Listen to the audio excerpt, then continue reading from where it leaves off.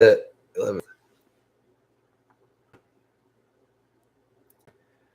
Good morning, Emily. How are you doing, girl? It is your dad, Miguel Angelo Trujillo. And today is the 11th of January, 2019. I'm loving January. I'm especially loving how um, the days are getting longer. I'm able to look out my window and see the sun shining early in the day, and also see the sky just being a little more blue at the end of the day. Usually the sky is pretty black at nighttime, but I'm noticing little by little the sun is creeping up, and it's creeping up in the mornings, and it's also staying up longer at the end of the day. And I'm really a big lover of long days and warm days, and really looking forward to the spring when the days get a little longer and the days get a little warmer. In fact, one of the reasons I'm looking forward to the spring is so that I can go to water parks.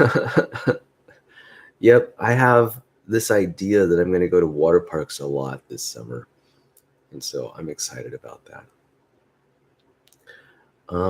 Other things I'm thinking about recently is I have just started a goal of reading 12 books a year, and I'm tracking that goal using Goodreads.com. I've actually already read one book, so I'm impressed.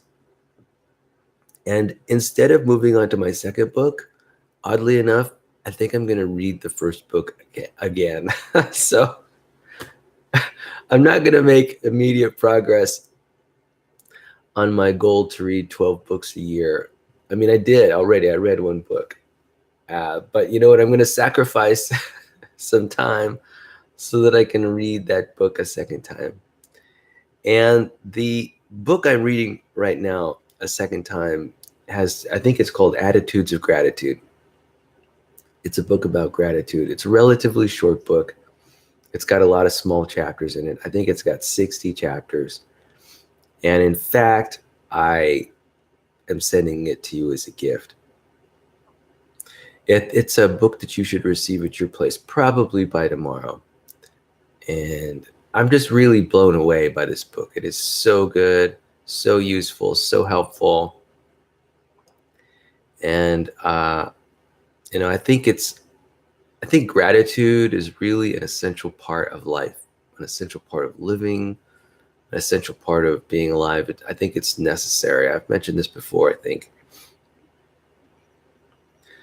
Anyway, I, of course, recognize how much I can benefit from adding a little more gratitude in my day. And I think that a lot of people can benefit from it. You see, especially as people get older, I think they have a tendency to, for some reason, they don't express joy as often and as intensely as younger people do. And I'm not really sure why that is the case. There's something about our culture. I think it has more to do with society than it has anything to do with biologic trends. Because I think that my capacity to feel joy is probably greater than it ever has been. I have an ability to express myself now that is unmatched when compared to when I was younger, when I was in my 30s or even 20s. At least theoretically, I have an ability to express my happiness and joy with greater intensity and dynamism than before. As younger people, how do younger people express their gratitude? Well, how about children? The thing about children is for them, everything is new, right? Everything is brand new. The first time they set foot uh, on the snow, the first snowflake that they see up close, the first, lightning storm that they witness. For them, for children, life is filled with a lot of firsts. And as adults, quite often, um, we've experienced so many things. When we experience something amazing, we've pretty often experienced it two or three times before or more times. And so I guess the task for an older person is to imagine or to see things as if they were brand new. It's really about recognizing the newness of the moment. I think that people my age tend to, I guess, take things for granted. And, it happens. It's just a natural tendency of the mind. How when we are confronted with the same situation or events or activities again and again, we tend to dismiss them. These activities become invisible to us. It's as if they don't even exist. Our brains have automatized the behavior, and we don't spend any time thinking about the new situation. We just don't think about it. It's almost like a thoughtlessness. In fact, I think a thoughtlessness is a really excellent way to describe it, because it's not something that older people do intentionally. It just kind of happens. Sort of thoughtlessly move into um, situations as old habits. It's sort of like taking for granted running water that we have in our kitchens and in our homes. We're just not excited about the fact that we have running water when, if we contemplate that fact a little more deeply, we'll recognize that having running water inside our homes is amazing. I mean, it's it's unique, and there are a lot of people, and I'm talking about millions, perhaps billions of people who don't have water in their homes. Now, it may not be a billion, but it could very well be a billion people that don't have water in their homes. That's a significant chunk of people on the planet. It's such a luxury to have running water. It means that water is convenient. This is essential to life, just like breathing. Imagine if we had to go outside and gather air and harvest air in cans and bring it inside so that we could continue to live. Well, people bring in their water cans from wells and from other sources of water into their home. They do it all the time. And water is just as essential to life as breathing oxygen. I mean, certainly without it, there's no hope. So it's so nice to have it just so conveniently conveyed from the source, like a well, to our own homes through pipes and tubes. So yeah, it's as if these good things in life become invisible. It's like they disappear. The same thing happens in relationships too. People who, there's this honeymoon phase in romantic relationships where people notice these small details about their mates, and they cherish those details. Every word that their mates speak, the tone of voice. I've been there. I've been there a few times where I've just fallen in love with that person because of all the things I appreciate about their personality, their appearance, how they manage stress. It really is a wonderful thing to be in love with another person. And yet, those romantic relationships dissolve over time. It may take 2 years, 4 years, 7 years, the 7-year itch, 10 years, but sometimes it eventually happens. Maybe, of course, it's not eventual in the sense that it always happens, because there are a lot of happy couples who exist, or at least perhaps they think they're happy. Well, I'm sure they are. People aren't wrong. I don't think that people can be wrong when they decide whether they're happy or not. I think you're exactly as happy as you choose to be. Yeah.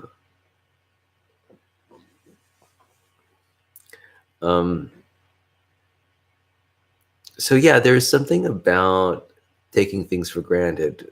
In a way, these things become invisible. They are removed from these good things in our lives, the things that are going right? The things that are working somehow disappear. When I had back pain, I thought about my back continually and the things that it was preventing me, the pain was preventing me from doing. And it was a real struggle. And then when the back pain went away, I completely forgot about my back. It's as if the body part disappeared. Now, I recognized it was still there, but I just didn't consider it. I had other things to focus on. I was doing the dishes, or I was out completing my chores. But when my back was hurting, pretty much my back pain was all that I could think about. So when there's a problem, when things are going wrong, human beings delight in focusing on what went wrong and what the problem. We love to solve the problem, or at least to contemplate solutions if we can't solve it right away. It's kind of interesting. And then the good things that happen simply disappear. Like the fact that there's even air, that there's oxygen in our atmosphere to breathe, right? There's plenty of oxygen. Nobody is even forecasting that the future will be filled with less oxygen. We're all talking about carbon dioxide as a contaminant to the universe in our atmosphere, which it is. Carbon dioxide, a contaminant in our atmosphere that's promoting heating beyond what is normal for our ecosystem.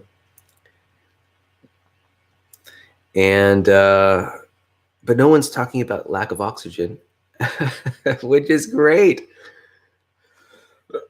We have an abundance of oxygen, and I'm going to talk about the abundance of oxygen. It's the abundance of oxygen to me is not going to go invisible. I'm going to feel gratitude for having as much oxygen to breathe as I want at any time in my life. I'm going to feel grateful for the oxygen that's in the atmosphere. There is a lot of it, a lot of oxygen. Now, I think in the early Earth, during that time, there was not a lot of oxygen in the air. In fact, I think there's almost no oxygen in the air. And it was only until plants arrived and plants began producing oxygen through photosynthesis and using carbon dioxide as fuel. It was only then that our planet's atmosphere contain oxygen. So our planet's atmosphere containing oxygen is, on Earth's time scales, a relatively new event. It's relatively novel. And people are not appreciating all the oxygen we have around. So I'm going to be the first. I'm going to be like the oxygen lovers gratitude council on oxygen around our planet in the atmosphere. I'm gonna start a movement. It's gonna go big. It's gonna be hashtag oxygen is awesome. Oxygen is awesome. But in a way, nobody's talking about how amazing oxygen is. They're also not talking about how amazing sunlight is. I know. Sunlight is great. I celebrate sunlight every day. In fact, the winter solstice and summer solstice are essentially celebrations of light. One, and they're both the same celebration. They're both the same celebration. The winter solstice, it's all about celebrating the new light, right? Celebrating the sun coming back, right? That's what the winter solstice is all about, December 21st. And then summer solstice, it's not about the sun going away. That's not what the summer solstice is about. The summer solstice is about celebrating the longest day of the year. That's what it's about. They're both sunlight celebrations. I know, isn't it so funny? And they're 6 months apart. The solstices are both celebrations of sunlight. It is no wonder to me that the Egyptians had gods related to the sun. Oh, Ra, right? The Egyptian sun god Ra was a god that they cherished and worshipped. No doubt, Ra was important for their growing seasons and their harvesting, and growing the plants that they cultivated to support their civilization. I'm right there with you. Even as a photographer, I am a big lover of sunlight. In fact, there's the golden hour that photographers like to talk so much about. That's when the sun is, about an hour's, just an hour prior to the sun setting. It's also, say, after the sun rises in the morning for about an hour, you've got this amazing sunlit landscape that's all around you, that as a photographer, it is just a privilege to take advantage of. There's so many.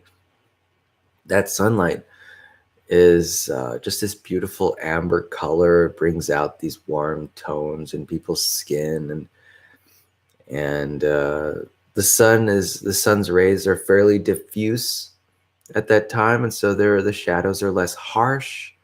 Shadows are more harsh during noontime when the sun is directly overhead and just shining down onto your hair and onto your brow, and everybody has these shadows in the orbits of their eyes, and they've got their nose is in shadow and their chins are in shadow. You would think that wanting to take pictures at noontime, at the middle of the day when the sun is all the way up and there's just so much sunlight, would be a wonderful time to take photographs. And it's not. It's not. There are just too many shadows. Yeah. So this golden hour is a time that's really special. And thankfully, it's 2 hours. There's an hour in the morning and an hour in the evening. And, as a photographer, I love the sun. I love light. I love how light plays on the landscape and on, say, the portraits of people that I take. Light is amazing. It's the source of all energy, essentially. The heat, even geothermal energy, which its source is heating from radioactive elements that are these radioactive elements in the earth. It's not all light, I guess, because I'm thinking primarily about gamma radiation, but there's other kinds of radiation, alpha and beta radiation. So those also have a heating effect. So I think saying that all energy is light is probably untrue. But a lot of energy is light, certainly the energy we get from the sun. And I'm particularly a lover of the infrared energy because of how good it feels. People who sit in the sun, I have got this image of a cat lying on the floor behind a window pane as the sun shines through. That cat is enjoying the infrared radiation that's coming from the sun. That heat. It just feels so good on your skin. I think of all the reptiles, the cold-blooded animals like snakes and lizards who rely on the warmth of the sun, the infrared radiation. That's good stuff.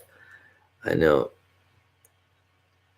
Here's the thing about sunlight is that it's comforting. So I guess what I'm doing is I'm examining various aspects of the sun. And thankfully, people don't take the sun for granted as much as they take, say, oxygen.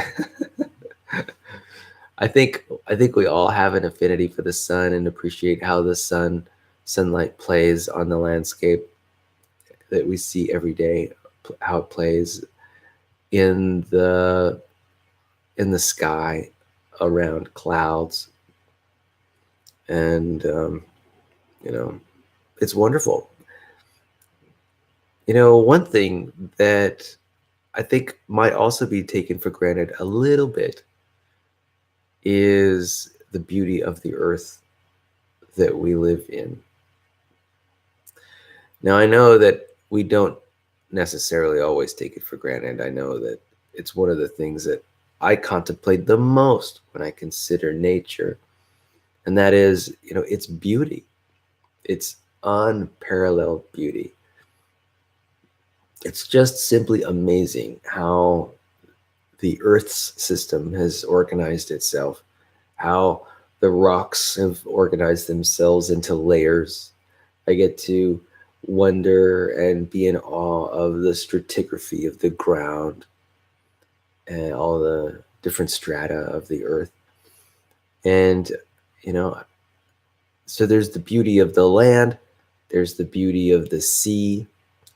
Thankfully, I live close to the ocean, only about 10 miles away from the ocean. And so, I get the benefit of seeing the beauty of the ocean on a regular basis. And it is indeed beautiful, especially when it contrasts the colors in the sky, maybe even the colors in the mountains. The sea is very beautiful. And of course, there's the air. Everything that's beautiful in the atmosphere. I'm a big fan of the beauty of clouds. A lot of the pictures I take that I don't necessarily share on social media is pictures of the sky. I love the sky. There was a time in my life when I memorized the different names of all the clouds, and I just love the sky. It's so beautiful. Blue is one of my favorite colors, and the various shades of blue we get from the sky as it combines in different ways with sunlight is just amazing. And of course, yesterday I even got to see a rainbow that appeared in the morning on my way to work. I mean, it was really very pleasant. And it was almost a full arch of the rainbow that was showing. It was raining yesterday morning. In fact, it's been raining for the last few days. So anyway, my overall point is this thought about getting older and gratitude and how a lot of the things that we ought to be grateful for simply become invisible to us because of familiarity. Our brain pays attention to things that have the potential to impact our lives. And if there's a benefit that we receive every day, and it appears to be unchanging, our mind will conveniently forget that that thing and focus on more pressing matters, right? Matters that are related to our well-being. Anyway, so that was my little discussion about gratitude. There really is so much to be grateful for. So what is this attitude like? What is the benefit of gratitude? Well, the benefit is that I feel full, right? I feel satisfied. I feel that my needs are met. Yeah, when I contemplate the things that I'm grateful for. This idea of a world of lack goes away, right? Normally, I'm sort of in this continuous state of feeling lack, of feeling loss. What's not present. I think normally people walk around, when they walk around, they're recognizing what things are not imperfect. They're contemplating problems. There's a desire. There are the needs that people have become amplified somehow. They are an area of focus, the area of want and desire and wish. And it's kind of interesting that being lost in the contemplation of what is lacking. It's such a commonplace behavior, mental behavior, that I think people may go through a big part of their lives existing in a world of lack, it contrasted to a world of abundance. And consequently, people strive to overcome that scarcity and overcome that lack. And so there's a real strong focus on productivity and accomplishment for accomplishment's sake, and ways to fill that need. And what's interesting is that at least today, it may not be all that necessary. What I'm realizing today is that people live like kings. That is, people today live like the kings of old. The kings of old, say a king that lived during the Middle Ages in Europe, in their castle, they had access to things that a lot of the poverty-stricken people around them didn't have access to. They had access to water. Maybe it wasn't running water, but they had servants to gather the water, gather the firewood. They had ready access to warmth and food and oxygen, sunlight.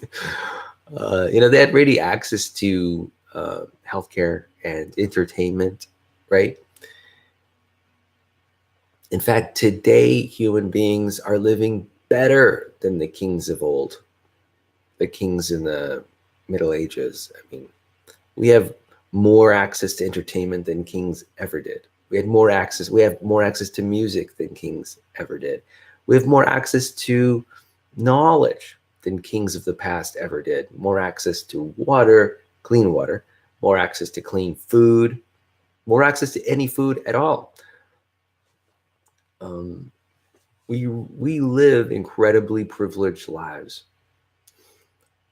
And I mean, not only that, but we as human beings living in the modern day world, we have access to basically all the information that's ever been produced ever. We're the richest people who have ever lived, even the poorest among us. If the poorest among us, if they have internet access or access to a library system, many libraries have desktop computers with access to the internet. If you have that, you are so wealthy. You are infinitely wealthy. It's kind of interesting how people now are so focused on lack when in this midst of profound abundance, just profound, in ways that almost I try to contemplate the abundance of the world today. I just try to just recognize how great everyone has it on this planet who live better than, say, subsistence level or about subsistence level. It is so amazing, the miracles of life that exist now. I mean, it's just, I'm thinking about all the music and entertainment and health services, medical services, the miracles of transportation and knowledge transmission, communication. I mean, and can contrast that with the intense feeling of lack that a lot of people have presently. I mean, here's an example. Suicides are higher than they've ever been in our nation. I mean, there's profound discontent in this midst of incredible splendor. I mean, I can't even conceive of how great the abundance is in the world. Like, it's fabulous. It is, I think, the abundance in the world today is fabulous. I think that even that word does not go so far as to describe it, what's actually going on. The abundance that we have in the world. I mean, it's just, why? It makes me wonder why we even feel lack at all in the world.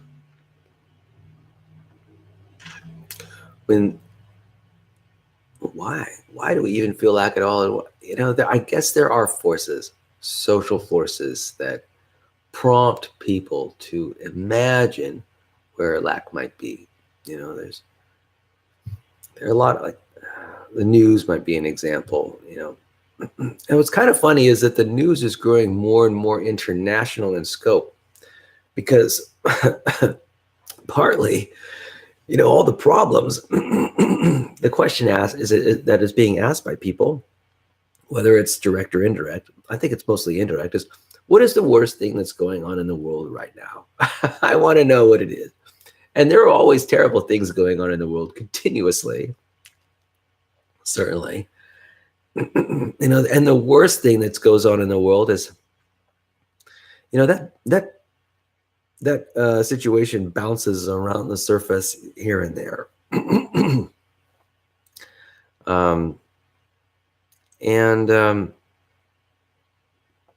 The reach that news organizations have to transmit information around the globe and bring stories from everywhere, from all ends of the earth, naturally it takes them to other places. Through the magic of photography and video, they're able to transmit these stories of the worst things that are occurring in the world to everyone, all, within minutes. And it seems to me is that it's quite a skewed situation, especially considering when things have never been better. I mean, they've never been better. It's pretty funny. I think underlying it is this idea that in order for things to go well, in order for things to improve, people must do some worrying. I think human beings have been relying on worrying to solve our problems for so long, for so many millennia, that when it finally becomes apparent that there's abundance almost everywhere, We're just hooked on worrying. we we need stuff to worry about, or else the myth goes, if we don't continuously worry about something, um, maybe things will really fall apart. It's almost as if we all believe that worrying about a problem will prevent bad things from happening. Now, of course, bad things always happen. Um, they are continuously happening. And I'm sure it's true that worrying does prevent a lot of bad things from happening. After all, worrying is something that the brain arrived at through millions and millions of years of evolution, and it works. It works to preserve the fitness of the organism and keep that organism alive and thriving, or at least alive. And we're just really good at worrying. We've got this amygdala in our brain that is just waiting to start ringing and bring our awareness to the worst thing that is happening in our environments. It's kind of sad too, because I think that our lives might be improved if we were focusing on what's going right in the world.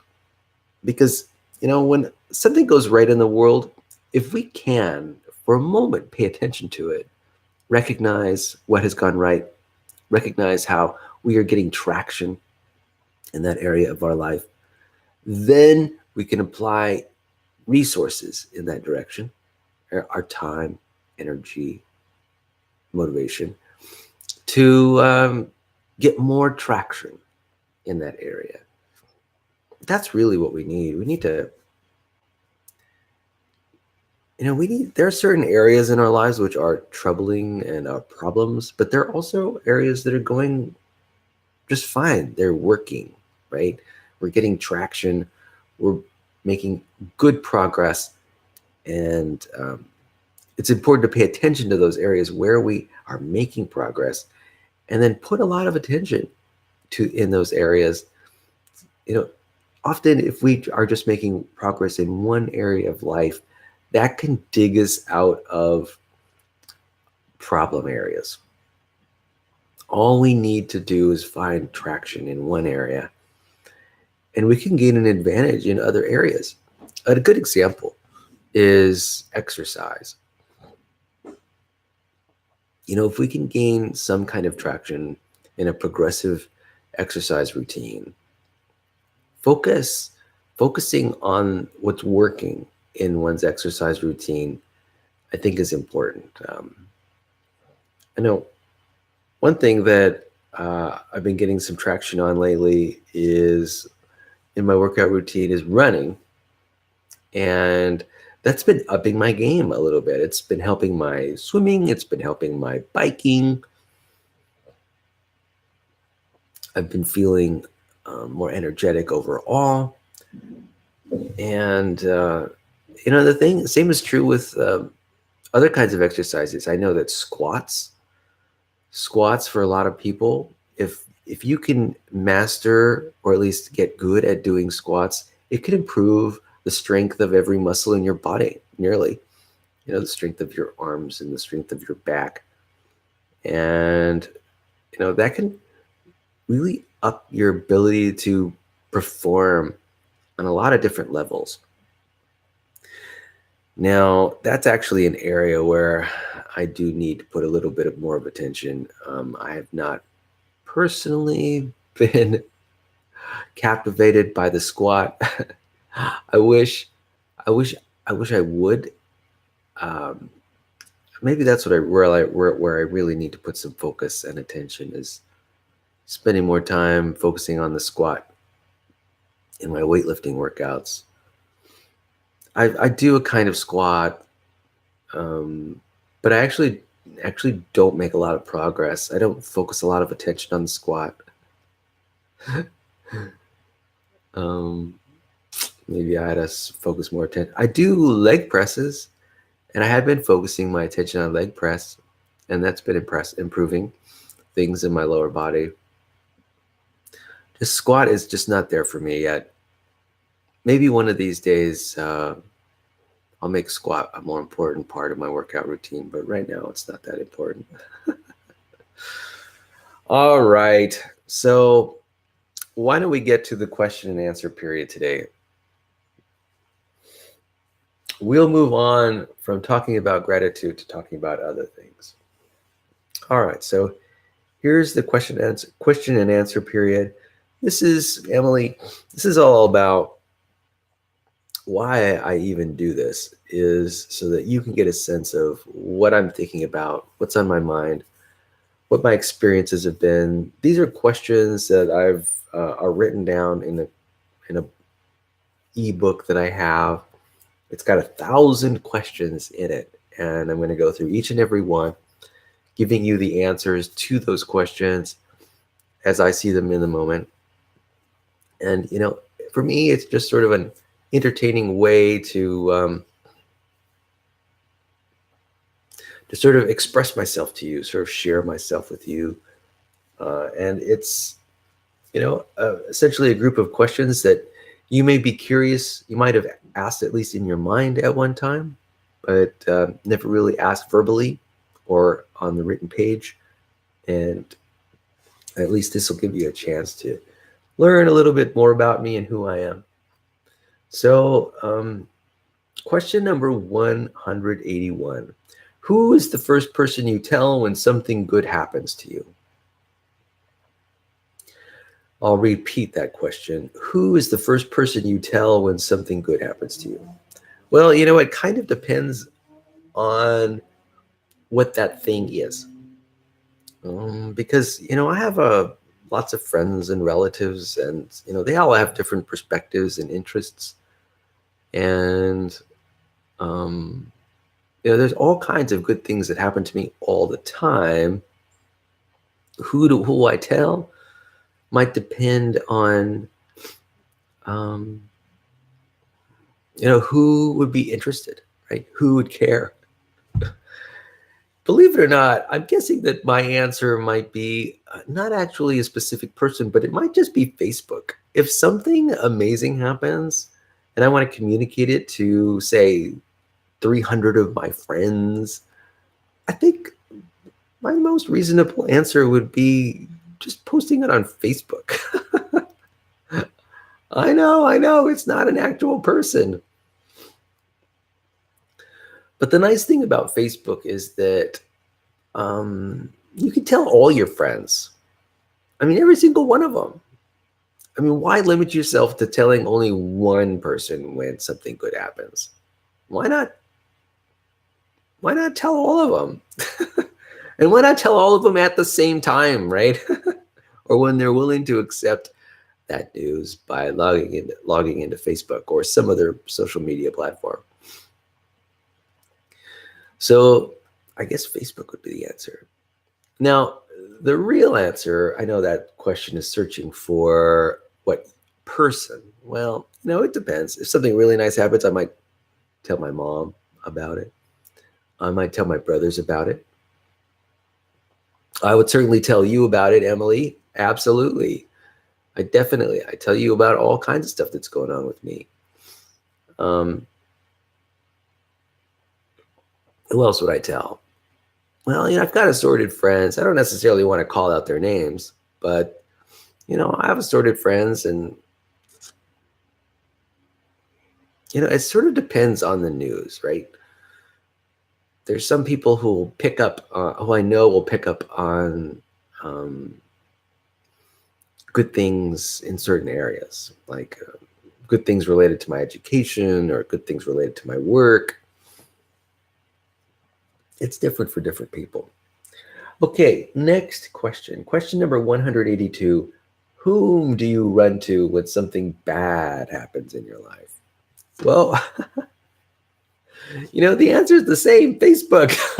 No, I'm just kidding. It's not Facebook.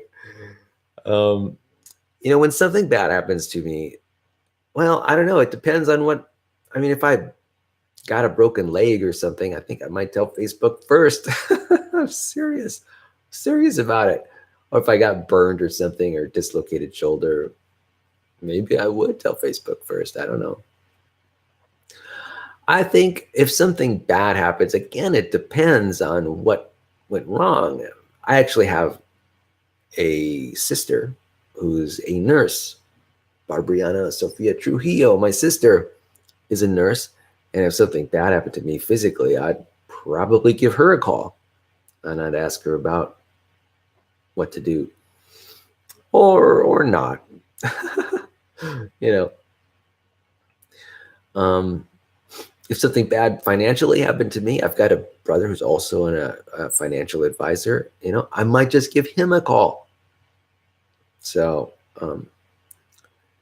it kind of depends on what has happened that was conceived of or perceived of as bad. All right, next question. Question number 183.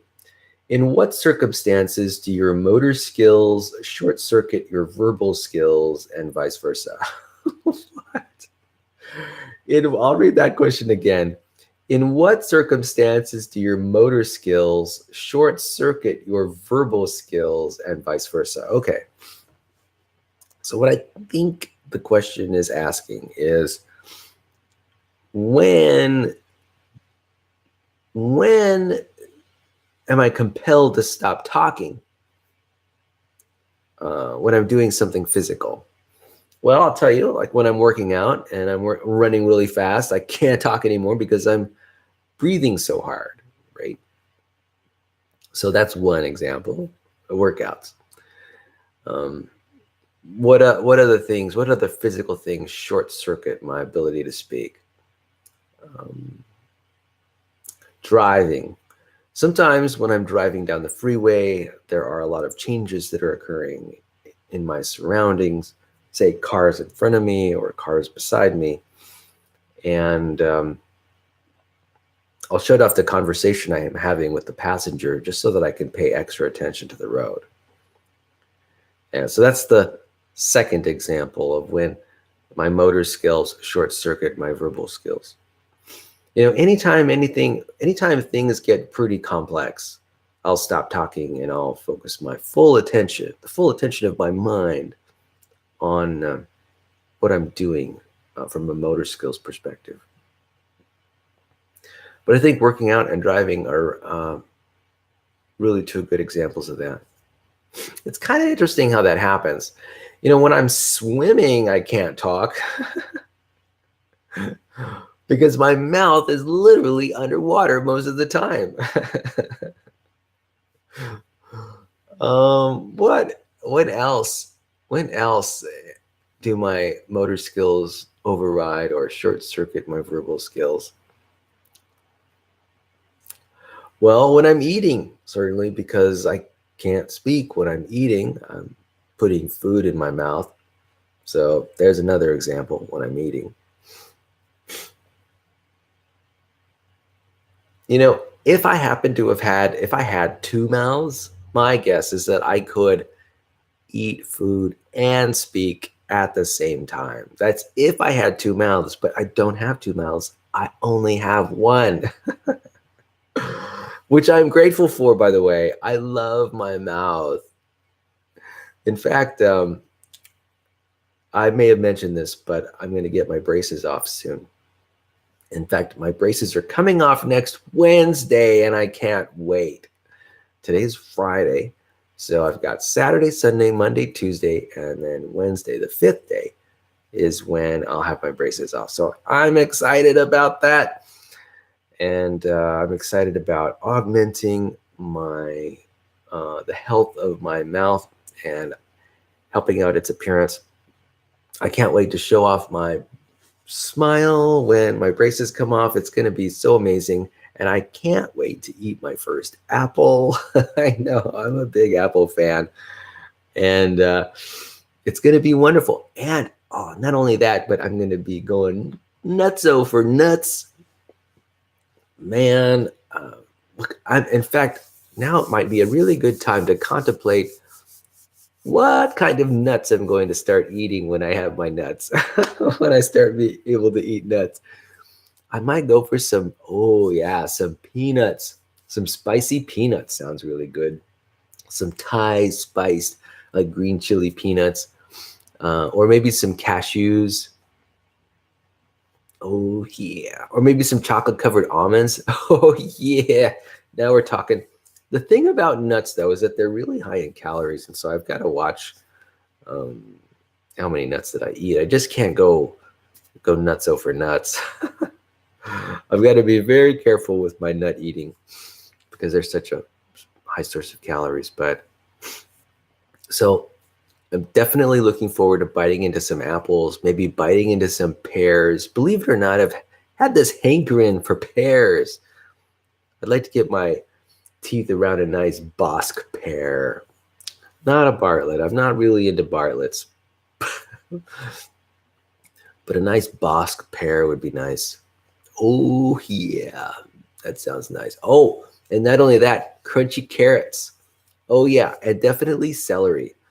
I would definitely be into eating celery. So as you can tell, I'm already contemplating. I'm contemplating what foods that I could start eating again once my braces are off this coming Wednesday. So okay, let's move on to the next question here. So question number, let's see, question number 184. So in what situations are you most uncomfortable? All right. So the situations in which I am most uncomfortable, I think, has to do with when others are disturbed for some reason, when there's a disturbance in the force. I've got this really keen sense of what the environment's like, right? Because I'm picking up on nonverbal behaviors of the people who surround me, right? Their physical behaviors, their inflections of voice. When physical behaviors, when these nonverbal behaviors become tense, and when tones of voice rise, that disturbs me quite a bit. In fact, I'm often quite surprised how much that derails my thought process when I'm noticing, and there doesn't even have to be any accompanying words, right? It's really about this, it's sort of, I don't know how to describe it, but sort of like these cues that people are expressing with their sort of unsettled non-verbal behavior. That puts me on edge. I know. I need to be around people who have relaxed nonverbals or joyful nonverbals. Yeah.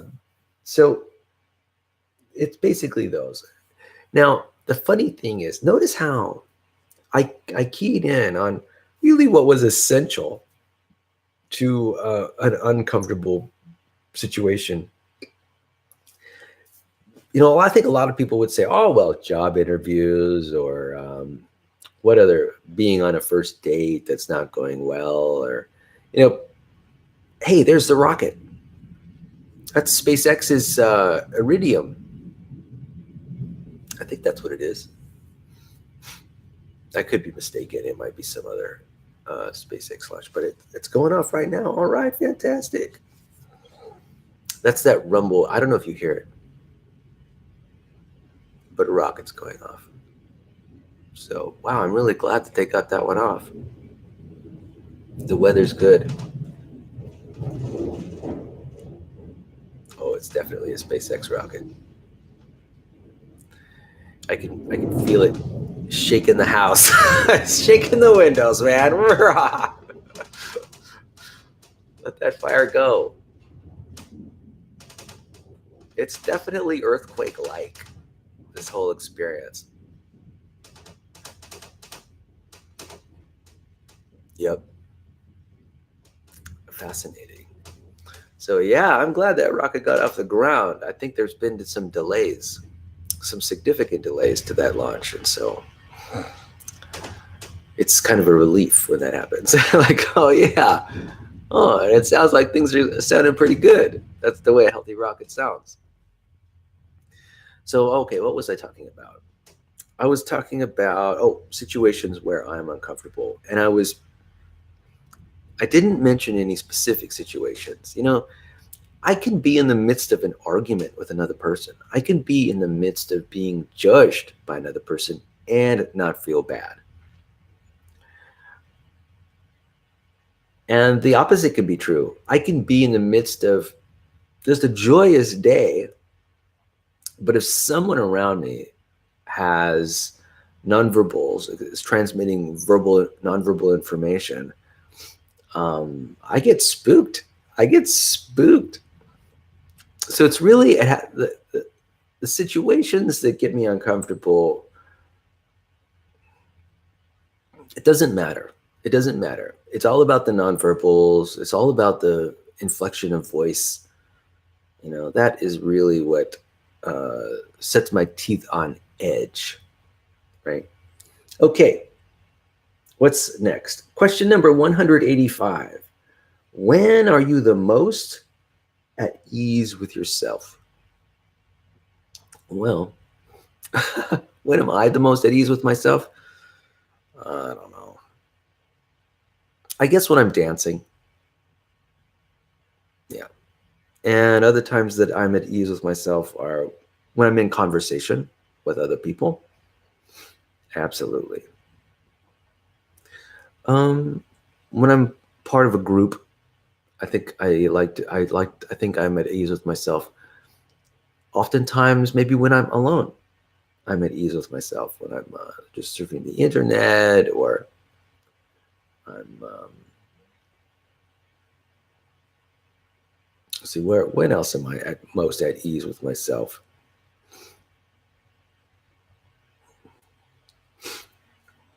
I think I'm most at ease with myself when I'm alone. Yeah. I mean, why wouldn't I be? There's no scrutiny, no sources of external judgment, and I'm sort of on my own recognizance, as if you will. I'm only evaluating myself in the moment. Okay, question number 186. How good are you at multitasking? Give an example. I'm not good at multitasking. Every time I shift gears, I lose a few minutes in just sort of reacquiring focus. Definitely, I'm not that good at multitasking. Give me one thing to do all the time, habitually, and I'll get it done very well. But if you ask me to do lots of different things at the same time, I'm like really scattered. That's why cooking is such a challenge for me. It's also why it's partly so much fun, because having to sort of manage all the various aspects of cooking, making sure that all the pots and pans and the spices and the calculations, I mean, there's so much to think about, so much to contemplate. It is definitely cooking. In fact, I think people who are good at cooking are probably really good at multitasking. There are just so many things to be done. And so, I guess for me, cooking would be a really helpful exercise because it would allow me to develop habits, good habits related to multitasking.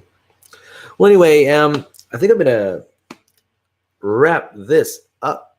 And I just want to thank you for spending some time with me today and being part of our conversation. These videos are really important to me because they are an example of me connecting with my daughter, who I really appreciate and value, and truthfully, who I adore. And this gives me a chance to sort of express what's in my heart and I also feel like I'm expressing myself to you, and it's really important. It's essential. It's really essential. And really, I regret not starting this process earlier, but at least I was able to express myself in a limited way through letters. Anyway, Emily, I hope you have a wonderful rest of the day. I hope you have a fantastic day tomorrow, a fantastic rest of the week. This is your first week back at school at Cabrillo High School. Awesome. I'm sure you're just totally being successful at school, and so glad to know that. Hope you have a wonderful day, and I'll see you later. Peace, girl. Love you.